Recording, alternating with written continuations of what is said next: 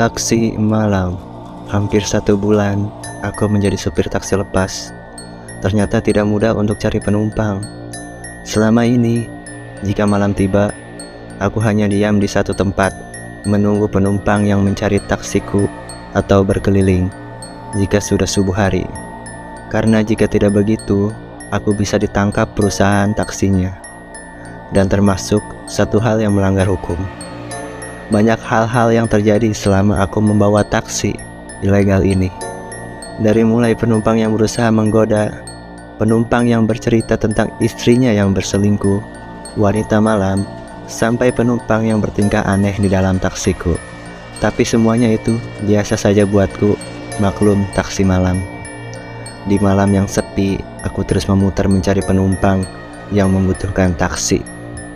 Dari tadi tak ada satupun penumpang yang menaiki taksiku.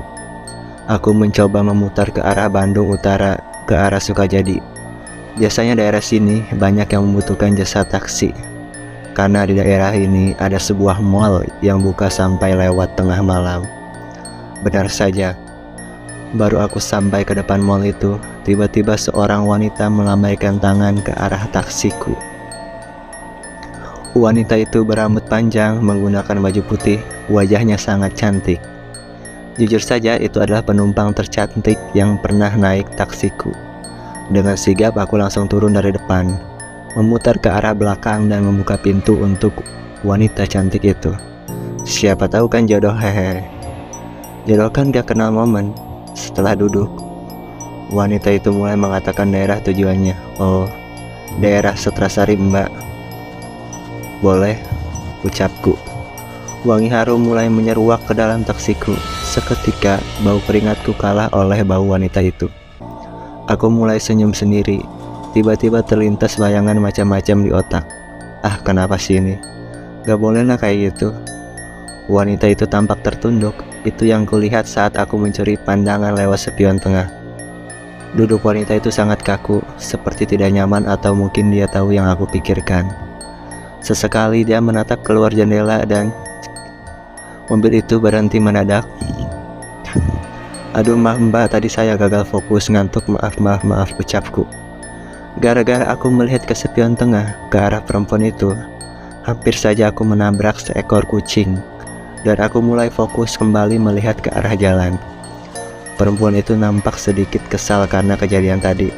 Aku mengetahuinya karena keluhannya yang berdecit di telingaku.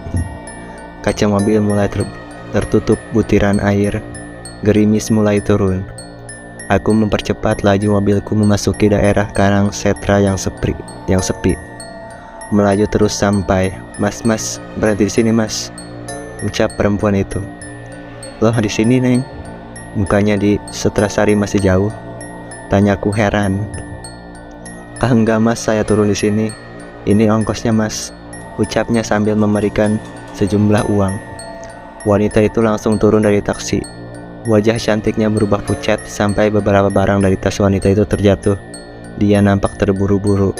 Aku yang keheranan hanya diam saja karena wanita itu turun di tempat yang sepi kayak gini. Aku melihat wanita itu tampak berlari kecil dan tasnya digunakan untuk menutupi kepalanya. Aku menancap gas menghampiri wanita yang berlari itu. Neng, kok turun di sini sih? Naik lagi aja, ayo. Nggak apa-apa kalau uangnya kurang juga, kasihan Neng kehujanan. Neng, ayo naik, Neng, ucapku. Wanita itu tampak ketakutan, kepala menggeleng. Enggak kok, Mas. Wanita itu terus berlari menjauhi taksiku sampai dia masuk ke sebuah gang yang gelap. Aku masih keheranan kenapa wanita itu tiba-tiba turun dan berlari.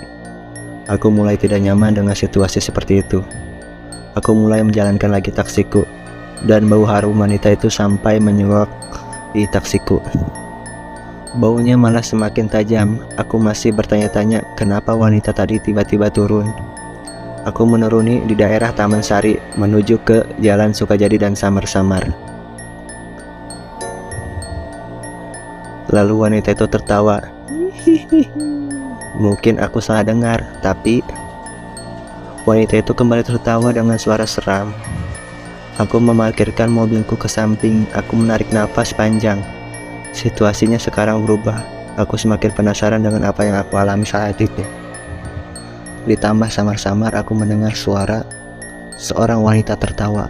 Kondisiku semakin tidak karuan dan malam itu aku langsung memutuskan mengembalikan taksiku ke full dan mencukupkan kerja malam itu. Aku bilang saja alasannya sakit dan tidak enak badan daripada ini semakin tidak karuan. Aku melanjutkan perjalanan ke Sertasari. Jalanannya nampak berkabut, pandanganku nampak buram. Keringatku mulai mengucur dan samar aku mendengar suara yang aneh lagi. Kali ini semakin jelas suara tertawa seorang wanita. Siapa yang tertawa? Aku melihat ke arah spion, tapi tidak ada siapa-siapa. Aku melihat lagi dan lagi, tapi tidak ada. Aku menancap gas berharap segera sampai ke pool. Saat dalam kesendirian di tengah perasaanku yang tidak karuan, astaga, samar aku melihat ke arah spion. Tepat di kursi belakang taksiku nampak seraut wajah wanita yang separuh mukanya tertutupi rambut, persis seperti wanita yang naik taksiku tadi, dengan mengenakan gaun putih yang panjang dan menenteng tas. "Neng, kapan naik taksi saya lagi? Kok tiba-tiba ada di kursi belakang? Tadi kan Neng udah turun," tanyaku dengan perasaan adam bercampur takut. Wanita itu tidak menjawab, ia malah menggerakkan badannya sambil tertawa cekikikan. Aku mulai ketakutan melihat tingkah laku wanita itu. Ini wanita yang tadi atau bukan? Bukannya wanita yang tadi sudah turun? Aku semakin penasaran dan ketakutan. Aku mengumpulkan semua keberanian dan rasa penasaranku untuk mengalahkan ketakutanku. Perlahan aku menengok ke belakang dan kursi di belakang itu ternyata kosong. Tidak ada siapa-siapa di sana. Aku segera tancap gas dan tidak sadar sudah berada di daerah Pasupati dan lanjut ke daerah Gasibu. Aku menyetir dengan sangat ketakutan. Tiba-tiba semerbak wangi wanita itu muncul lagi. Lalu samar-samar terdengar seseorang yang tengah bicara dengan nada yang sangat halus. "Kenapa? Bau bunga melati ya? Saya kan baru meninggal. Wajar saja kalau Mas ya bau bunga kuburan." Hihihi. Astaga, di kursi sebelahku sekarang muncul wanita berambut panjang itu. Wanita itu adalah perempuan yang naik taksiku sebelumnya. Muka dan pakaiannya sama. Bau ini ternyata bau bunga kuburan. Wanita itu tertawa cekikikan dengan muka yang sangat pucat. Ternyata setengah lagi wajahnya rusak tidak karuan. Matanya hampir keluar dan banyak bercak darah yang ada di lehernya. Wanita itu melihatku dan perlahan dia menyadarkan kepalanya di bahuku. Tangannya yang dingin melingkar di lenganku seakan merangkulku. Hantu wanita itu bersandar dan merangkulku sampai brak. Setelah itu beberapa minggu aku ditahan ke kepolisian dan selama 1 bulan aku menjalani perawatan di rumah sakit. Sungguh aku tidak beruntung, lebih baik mencari pekerjaan lain saja.